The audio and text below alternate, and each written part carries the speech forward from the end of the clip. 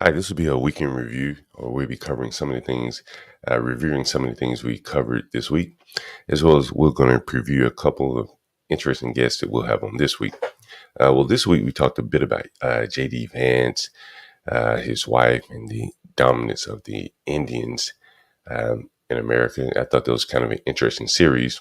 You guys should take a look at that. Also, we talked a little bit about, like, I think the Lululemon stores getting robbed here in DC. There's been an update on that, and I'll show you here that the Lululemon stores, and if you're familiar with Lululemon stores, you know they're very high-end stores. We talked about that they are high-end, like yoga pants store and stuff like that.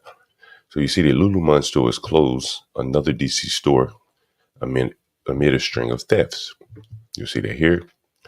Lululemon store is on 14th Street. It will have its last day on Sunday, July 21. The chain won't confirm if the closure is crime related, but the announcement seems to come after several Lululemon stores in DC were hit by criminals this week. And we discussed those robberies of the stores. One store had been robbed twice in the same day, and when the media came to report on the initial robbery, it was getting robbed again. Go figure that. So let me share my screen with you. So here's your Lululemon stores, the headline from Lululemon stores, discussing their closing, the thefts this week. We'll take a look at a video. Well, this is not a video, but it's just images of the people who committed the robbery. And here's the video. Another popular clothing store shutting down in the district after thieves targeted time and time again. It's becoming a big problem. Homa Bash is here to explain what's going on this time. Hey, Homa. Hey, guys. Yeah, we're talking about the Lululemon store on 14th Street in Northwest. It'll have its last day this Sunday. The chain is not confirming if the closure is crime-related, but the announcement seems to come after several Lululemon stores in D.C. were hit by criminals They can never confirm that they're crime related, but everyone has to just assume that they are. this week. Take a look at the surveillance video capturing clear images of the thieves. Thousands of dollars of merchandise were stolen early Wednesday from that U Street location that is closing. And in the next 2 hours, the Georgetown and Penn Quarter stores were targeted as well.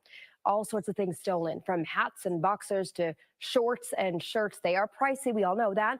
According to the National Retail Federation, retail crime is escalating throughout the country, not just here in the DMV. Last year, retailers report $112 billion in losses. So that's the Lululemon store, the one on 14th Street. It's a fairly high-end area. It's closing. Been robbed multiple times. A lot of people are going to lose their jobs there. Here's something else interesting about Saks Fifth Avenue in San Francisco. If you haven't heard, another retail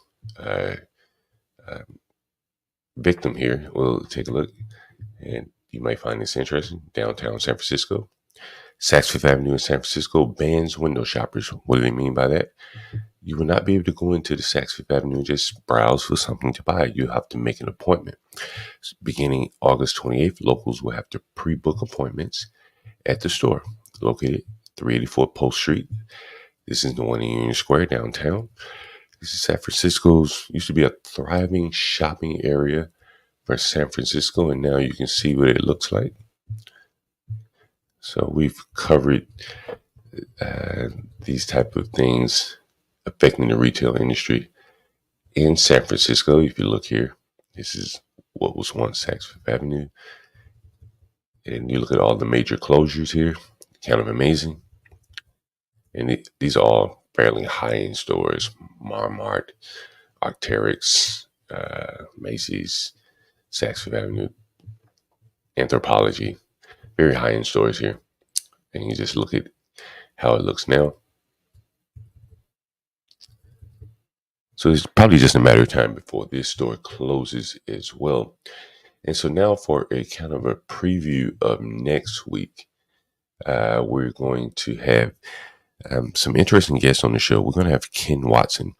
Master Kim introduced us to Ken Watson, and he's a businessman, commercial residential real estate broker in Atlanta. Owns his own firm, owns businesses outside of that, as well as I think he flies planes, so he owns a plane as well. So and then we're going to have And let me show you Ken Watson. Here's Ken Watson. Here's Ken Watson. He's going to be on the show. I talked to him for maybe 30 minutes. It was hard to get off the phone with him. He has so many stories to tell. And I think you guys are going to like it. And you're going to have a lot of questions in terms of your business aspirations. I think he'll be able to answer a lot of those questions, honestly. And then the next person we're going to have on the show, he was supposed to be on the show tomorrow, is Chicago Hustler Master. I'm not sure if you guys have ever heard of him. Actually, I wasn't sharing my screen with Ken, so let me share my screen to show you Ken again. Share this tab. This is Ken Watson here. Very impressive guy. He's going to be on the show. I think it's going to be on Wednesday around 9:30 in the morning. Again, you'll see, just very, very impressive business guy. Owns his own plane.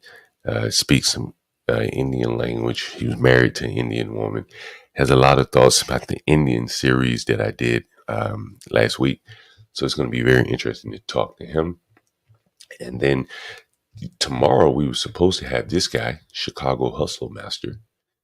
He was going to come on our stream and talk about driving Uber and Lyft in Chicago, but he was robbed. He was carjacked.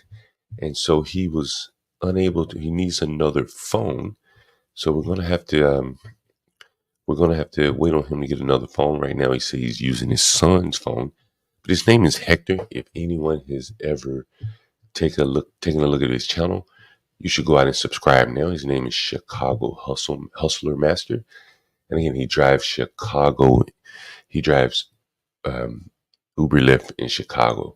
A very dangerous job, but he does it with a smile on his face. I've watched his shows where he's driving around for fares that I wouldn't drive for at 3 or 4 o'clock in the morning in Chicago. So I think those two shows, along with our regular scheduled programming, will be very interesting for next week.